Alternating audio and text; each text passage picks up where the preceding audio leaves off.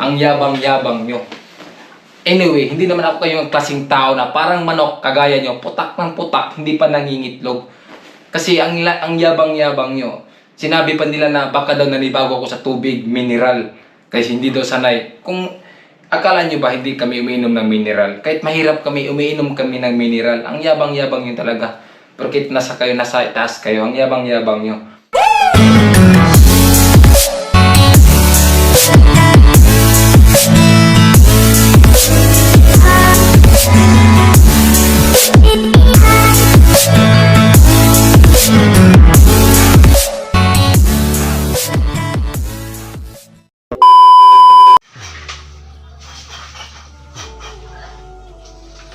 Yun mga boss, so ngayong araw na to may gawin tayong video. So bago yan mga boss, sa hindi pa nakasubscribe sa akin, please subscribe and click the bell button para masaya, updated din tayo sa bagong video na gagawin ko.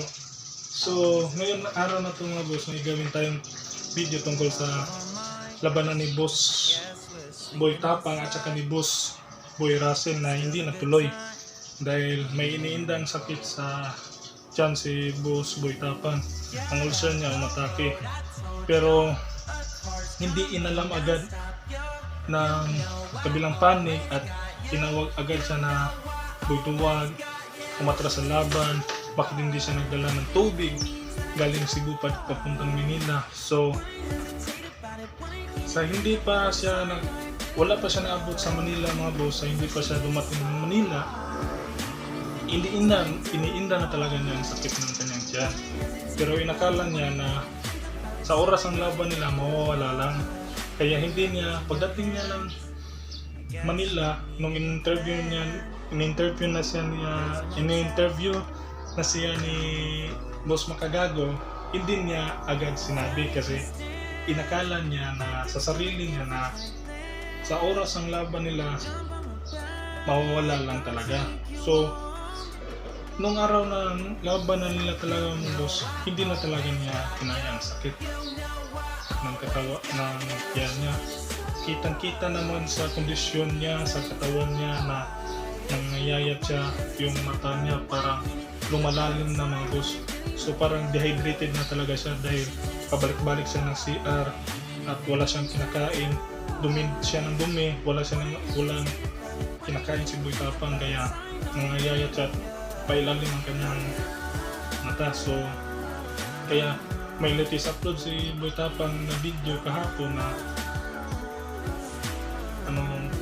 sanabi niya doon na hindi siya umatras sa laban at postpone lang talaga at na-cancel dahil sa kanyang iniindang karamdaman.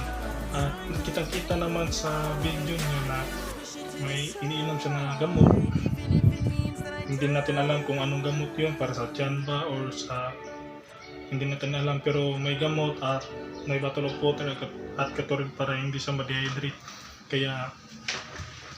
Kaya sa mga bros ko bros, nadismaya din ako sa inyo dahil sa sinabi nyo kay Boy Tapang, dahil parang hindi nyo inisip bago kayo bumanat.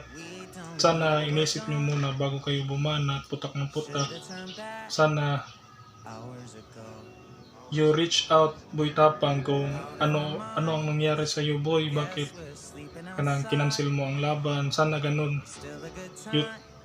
Tinanong nyo si Boy Tapang, hindi kayo gumawa kayo ng video agad na umatras siya sa laban na hindi naman totoo na umatras dahil sabi lang ni Boss Makagago na cancel ang fight, postpone lang.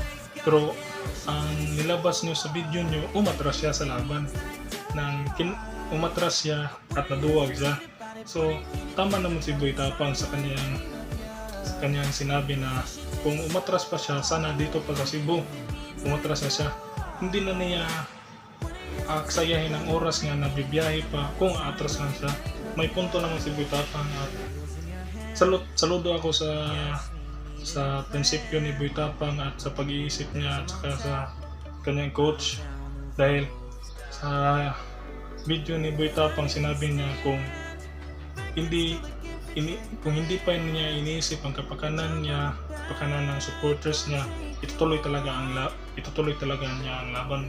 Kaso lang, hindi lang talaga kaya ng katawan niya ang sakit. Then nakasalalay din ang pusta ng mga supporters niya, kaya kinansel niya ang laban. Okay, dahil almost 3 million na yata ang pusta ni Boy Tapang. Then sabi din ng coach na huwag mo ituloy ang laban kasi baka anong mangyari sa'yo. Kaya yun ang professional na good handler ng kanyang manok na si Boy Tapang. I salute you sir na hindi mo pinahamak si Boy Tapang kahit gusto niyang lumaban.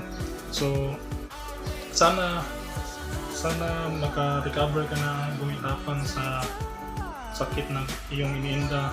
Sana matuloy ang laban nyo at may pakita mo kay Boss Russell na kung ano ang kamao ng Bisaya, kung ano ang kamao ng Immortal na galing sa province of Cebu South. So si Boy Tapang taga South, province South dito sa Cebu. So malayo lang dito sa amin kasi ako taga Lapu-Lapu. So parang apo din ako nila Lapu-Lapu mga boss. So malayo talaga. Pero kababayan namin si Boy Tapang, kaya suportado namin si Boy Tapang dito sa Cebu dahil siya ang Cebuano pride na anong tawag ron, mandirigma na lumaban sa Manila na kanang hindi umatras kahit may indang sakit sa kanyang tiyan. So I salute you, Boy Tapang. Sana maka-recover ka na para this week or kung kailan ang laban nyo, kung may reschedule na si Boss Makagago sa laban nyo, matingnan ng mga supporters ng both side na makita nila ang magandang laban, ang labanan ng Cebu at Manila.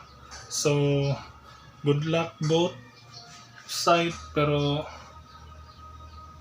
sana manalo ka, Boss Boy Tapang, at pakitaan mo ng pro boxing si Boss Russell ng Brusco Bros. At chill ka lang, wag mo sirain ang play mo dahil sa mga banat nila. Laro lang, Boss Boy Tapang, at tsak mananalo ka, boss, dahil lakas ng suntok ng mga boss, parang hiyanig ang katawan.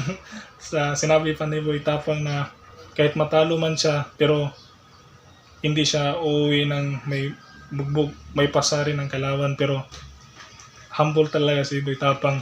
Alam natin na parang mananalo siya dyan sa laban nila. So good luck, Boss Boy Tapang. Good luck, Boss Russell ng Brusco Bros. Pakitaan nyo kami ng magandang laban sa inside the ring. At pagkatapos ng laban, sana maging kaibigan kayo ng kalimutan ng mga banat. So maging peace kayong dalawang partido. So yun lang mga boss. So good luck, Boy Tapang. Good luck, Boss Russell.